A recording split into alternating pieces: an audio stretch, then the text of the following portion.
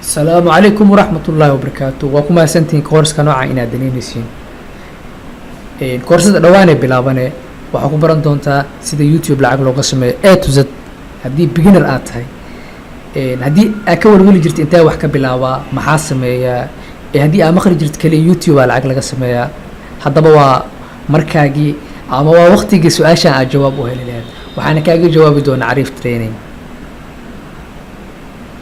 Okay, kooraska intee socoto waxaa ku baran doontaa wax walba oo YouTube ku saabsan haddii ahaan lahayd sida fiidiyoyada loo jarjaro haddii ahaan lahayd